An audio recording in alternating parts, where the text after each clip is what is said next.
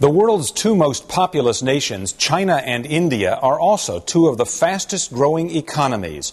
In a straight comparison of economic indicators, China has surged far ahead in recent years, with its GDP growing at a rate almost double that of India's. India, however, is the world's largest democracy and is laying the foundation for what analysts predict will be years of sustained growth. Do these economic powerhouses threaten trade, jobs, and markets for the United States? Or do India and China hold keys to more prosperity for American workers and entrepreneurs? Asian Giants, the rise of China and India, coming up next on Great Decisions 2006.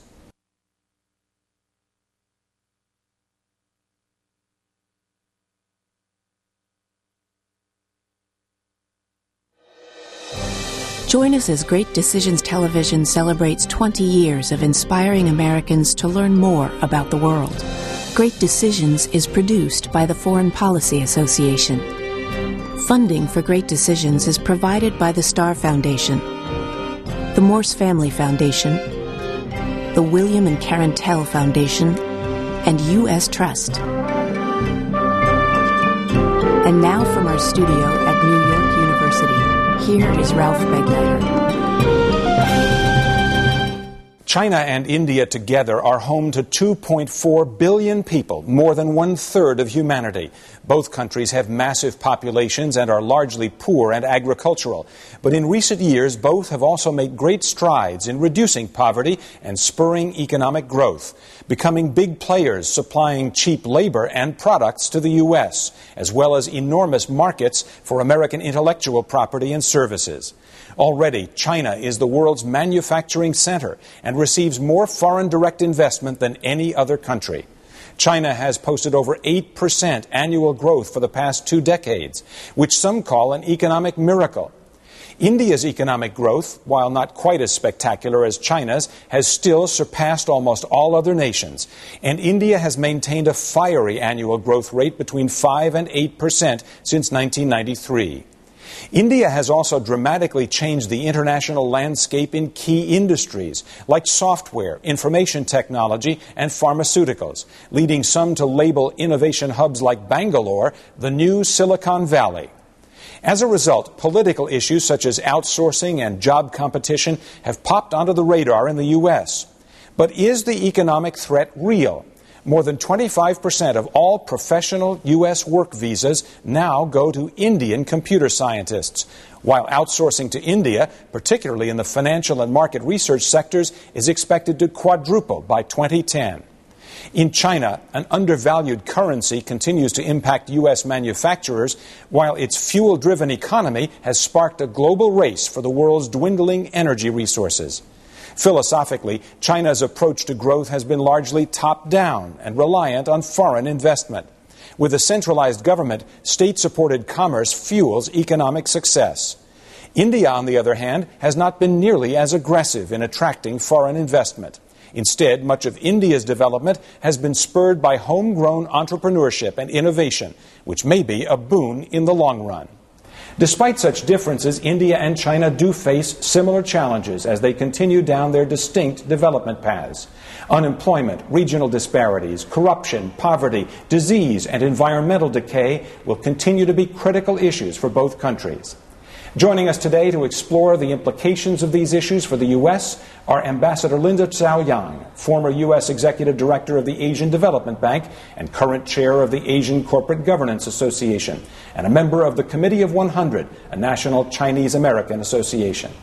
And David Denoon, professor of politics at New York University and author of the upcoming book, Asia Transformed, the Economic and Strategic Rise of India and China.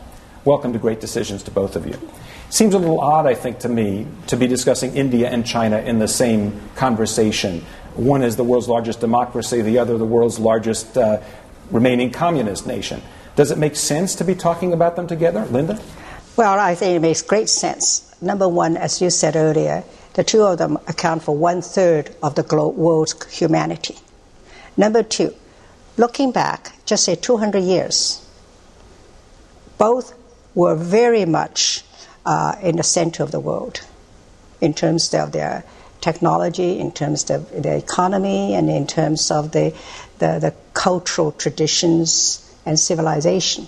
They still, both of them are the two of the leading cultural civilized countries in the world for thousands of years. So it is, from cultural, economic, political aspect, makes good sense that we know more about these two countries. Dave, politically, though, it just seems like apples and oranges. Well, they are very different.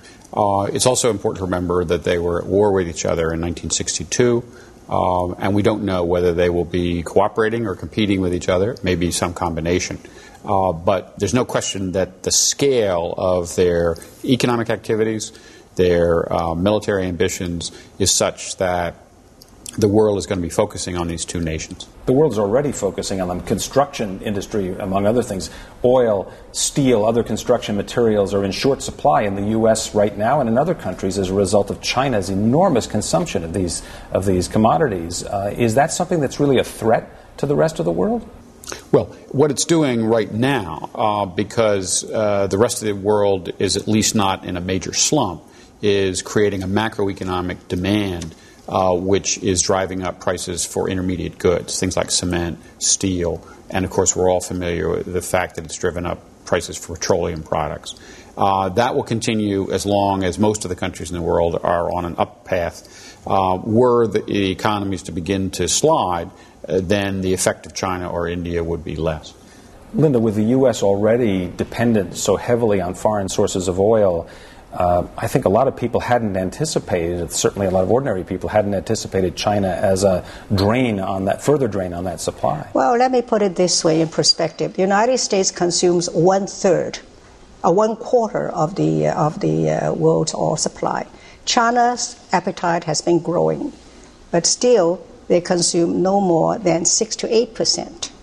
So there is, in terms of the relationship, the ratio, China still lags very much behind the United States in terms of, the demand on the world oil supply. But there's no doubt about it, it is growing very fast. On the other hand, if you look at General Motors, what we consider to be not a very healthy business right now, they derive a good chunk of their profit last year from their operations in China. Selling cars to the Chinese. Selling cars and making cars and buying auto supplies, to assemble over there. So it all depends on how we handle the situation, whether it's a threat or it's an opportunity. A lot of American presidential candidates seem to approach, during their campaigns, they approach China as if it were a threat, a challenger, a competitor. Various phrases have been used over the years. Then when they get into office, somehow things change around, and I think maybe it's related to what you were just talking about in terms of the U.S. market in China. Why does that happen? Why do politicians in the U.S. see China as an enemy or a threat initially and then come around to a different view? There are really two broad sets of issues here. One is the way American politicians operate, and the second is the way in which the world has been changing. There were periods when China was a challenge to us. Certainly during the Korean War, we were fighting the Chinese.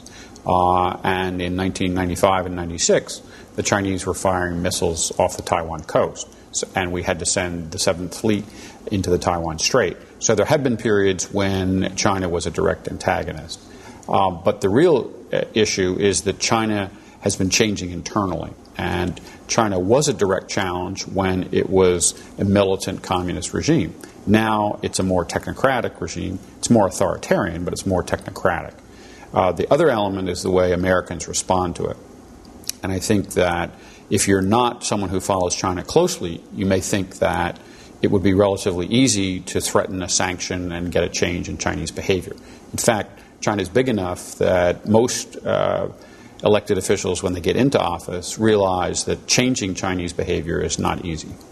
Let's take a look at India for just a second here, the world's largest democracy.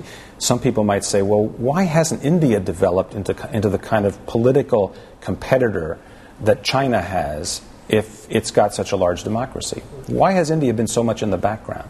Well, I will put it this way. India started to reform in 1991, whereby China started to reform in 1979. So China has, a dozen years ahead.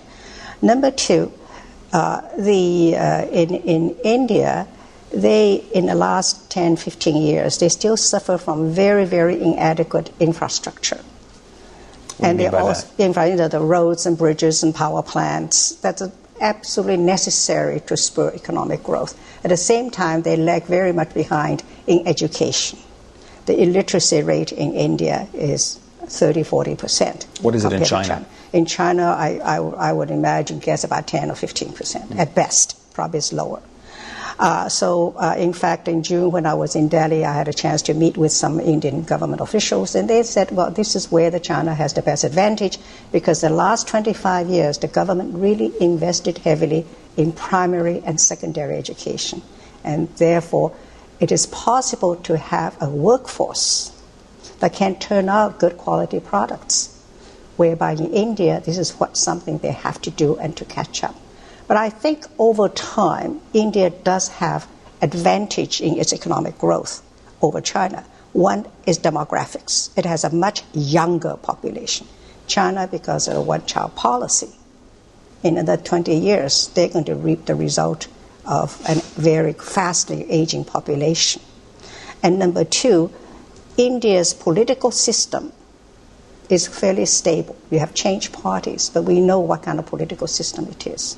China is still evolving. It is at the leadership level, China is much more democratic and participatory. No longer one or two persons dominate. And they try to build up more of sort of grassroots kind of a participation. But they have a long way to go. Did I hear you correctly suggesting that at the leadership level, China is more democratic than it is communist? I want to call it democratic, but far more participatory and needing consensus before they come to a policy. Unlike 20 years ago, one or two persons call all the shots. Dave? Well, I think China is unquestionably not democratic, but there is a consensus form of decision-making. The Communist Party is a large, heterogeneous party, and there are many competing interests within that party that shape what's going to come out of it. Another very big difference between China and India is that India has a long tradition of an inward-looking and more protectionist industrial policy. Once Deng Xiaoping decided in 1979 that he was going to open up China's economic performance, he first opened up the coastal regions through export processing zones and then allowed foreign investment to come in. India today gets less foreign investment than Malaysia. They get a lot of repatriated earnings from Indians overseas, so the figures are somewhat misleading. But China is a much more open economy. Well, just to emphasize the point you made, Dave, China's economy is much more open than Japan's, because one measure of openness of the economy is the total volume of export-import trade. In China last year, total trade amounted to 70% of GDP, 70%. Whereby in Japan it's about 20 or 25%. So China is a very open economy and very much of a player, an active participant on global trade. You know, for years the Chinese have said, we're going to deal with economic openness and economic development first, and then we'll worry about politics later on. They tried to separate those two tracks. Are you guys suggesting that that has been a successful strategy for China and that they have succeeded at the economic level? Well, so far it has. I think it's also important to remember that the most embarrassing recent period for the Chinese was in June of 1989 during the Tiananmen incident. It happened that that's when Gorbachev was visiting. And many Chinese see Gorbachev as the ultimate failure as a communist because he wasn't able to both modernize the economy and change the politics at the same time. The Chinese have no intention of doing that. So the Chinese strategy is focused on the economy first, politics second. Well, to further elaborate on your point, David, the Chinese really learned from the Gorbachev experience. And they realized in order for them to earn the legitimacy of the regime and the party, they must demonstrate has the ability to lift a vast number of Chinese people out of poverty. And that they have succeeded. Yes. They have lifted 300 million of this 1.3 billion people out of poverty, if we define poverty as people living on $1 or $2 a day. So that they have succeeded. But with information explosion, with people way out in the poor interior provinces, they now know what life could be. They can do better. Their children can live better. Why can't they? So you also has this increased, what we call demonstration effect. They say, what happened to us? What is government doing to us? There's this rising discontent. And this is what I think the government is focusing on and need to do to make sure the fruit of growth is more evenly distributed. I want to come back to that in just a second, but give us just a kind of a benchmark of poverty in both countries. What percentage of the population in China would you say you would characterize as living in poverty, and what percentage in India? Well, I'm not familiar with the exact figures, but I would say in China probably 15 to 20% would be in what we would call extreme poverty, and then maybe another 20% would be at the subsistence level. But in India, you've got 40% of the population that's still illiterate, and you've got another 10% that is still in very, very poor circumstances. You also, however, in India have a large middle class. So the difference is that in India, you've certainly got 50% of the population that is in very, very meager circumstances. And here's why I wanted to get that out on the table, is the point you were talking about affects a lot of people in both of those countries. Yes. These are people who previously, as recently as maybe 10 years ago, simply didn't know what life could be like in their own country. Exactly. Maybe they saw some things on TV about what it was like in the United States or in Western Europe, but they never assumed that could happen in their own countries. Yes. Now, Linda, you're suggesting they can see more than ever before. Why? Well, one is, for instance, let me give you an example. I recently was in Beijing, and I saw almost every other person has a cell phone. So I asked my friend, I said, how many cell phones are there? He said, well, let me give you a statistic. There are about 14, 15 million people in Beijing, and there are 11 million cell phones in Beijing, counting every woman and an infant. Okay, but 11 million cell phones in use in Beijing. Okay, there is, you see, the one level. Yet on the other side, if you go to the interior provinces, you hardly ever see any telephone or anything. But every now and then, recently I was in Gansu province, one of the, as you know, the poorest. You can use a cell phone called Beijing, and you see television. People coming in and out of the hotel lobby, television. They see what life is like along the coast. And they say, why can't we?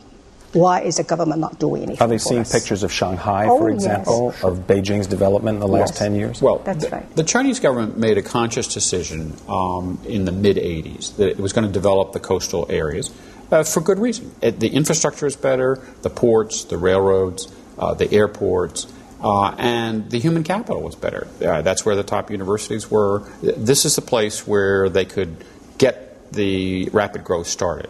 And they made a conscious decision to emphasize that on the assumption that people in the interior would accept it. But I think the point that both Linda and I are raising is that this is a delicate balance. If they don't get this economic growth rapidly into the interior, then the 75,000 incidents of major protests that occurred last year could mushroom, and that would be a challenge to the party. And this is affecting India as well? Well, India has a different situation. Because of caste, many of the people who are in dire circumstances, for cultural reasons, think that this was due to where they were born and their parents, and there's less direct blame to the government. In China, there's a greater sense of equality, and they expect the government to perform. I want to take a minute or two just to talk briefly about China's role and India's role in their own regions and vis-a-vis one another. As one of you mentioned earlier in the program, they fought a war in the 1960s. They haven't been the greatest of friends since then. Both countries are now nuclear powers. Yes. They're both developing rapidly, so they're putting great demand on oil and other products internationally. What effect is that happening, let's say, in East Asia or in South Asia in the case of India? I think that China has been very successful in the last decade at portraying itself to the countries in the region, other than Japan, as a country which is unthreatening. They were the first to offer Thailand aid after the 1997 financial crisis. They have created a new grouping with the countries in Southeast Asia, where they are playing a leadership role. And after the debacle of the 95-96 missile firings off Taiwan, I think they have backed off their more bellicose stand. in East Asia.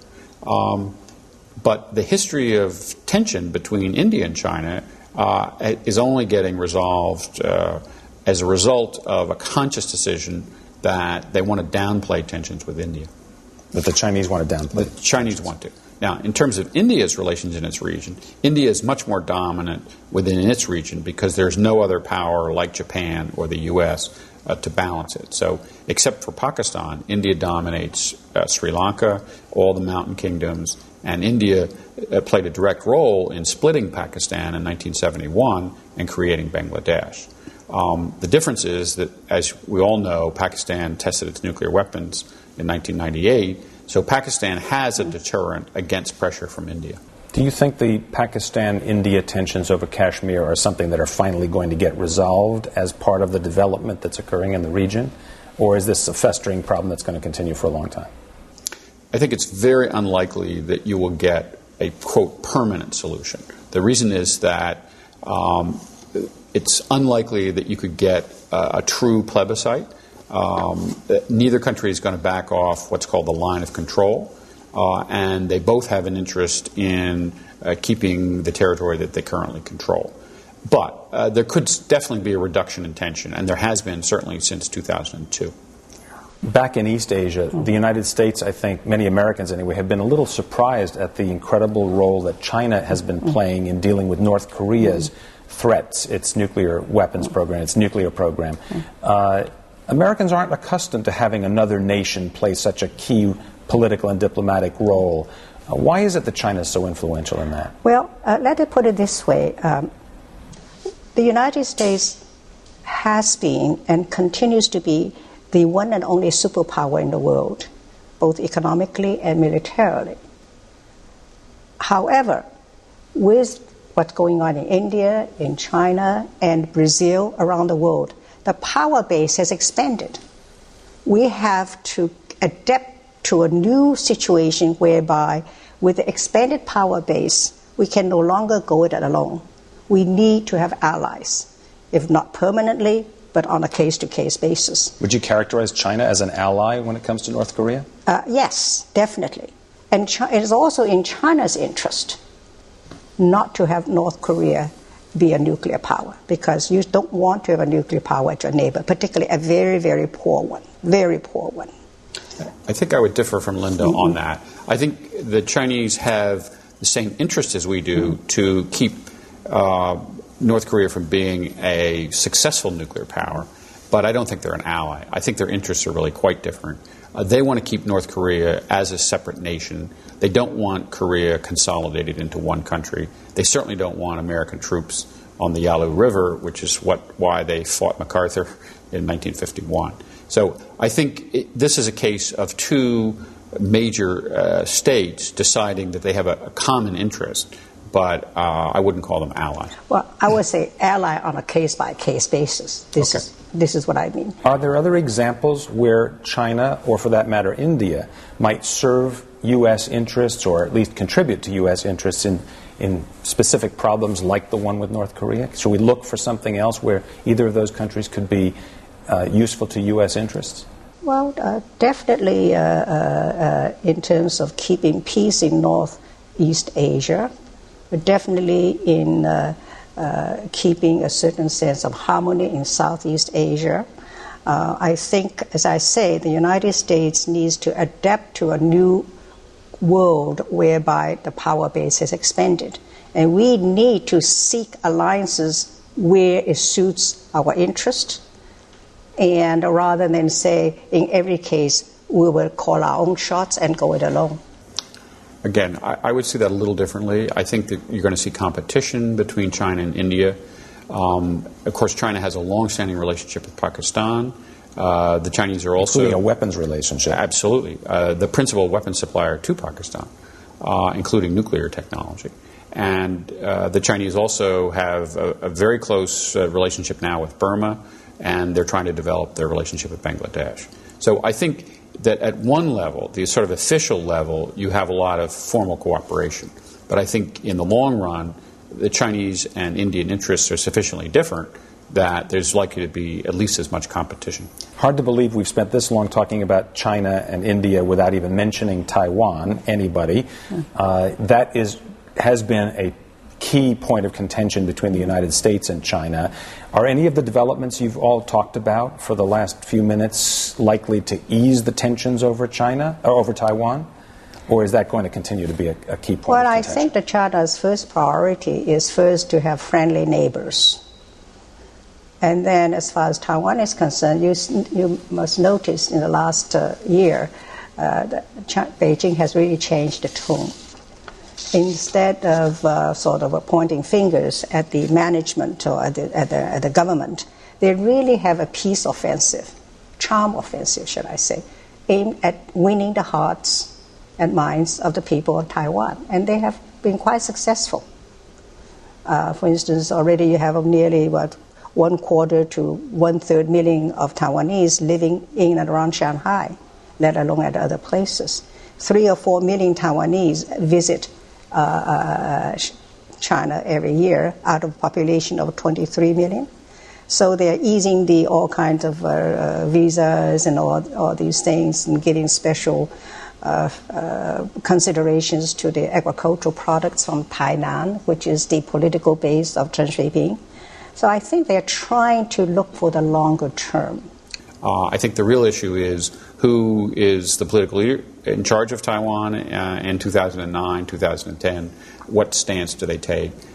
Do they go back in a position of trying to challenge China, or is there a reconciliation? But certainly in the next couple of years, I would anticipate what Linda mentioned, the sort of charm offensive continuing. Thank you, David Denoon, professor at New York University here in New York, and Ambassador Linda Tsao Yang, the former director of the Asian Development Bank, for joining us on Great Decisions. And thank you as well. I'm Ralph Begleiter. To learn more about topics discussed on Great Decisions, visit our website at www.greatdecisions.org. To order a copy of the Great Decisions Briefing Book, a DVD set of this series, or to join a Great Decisions discussion group in your area, contact the Foreign Policy Association. Funding for Great Decisions is provided by the Starr Foundation, the Morse Family Foundation, the William and Karen Tell Foundation, and U.S. Trust.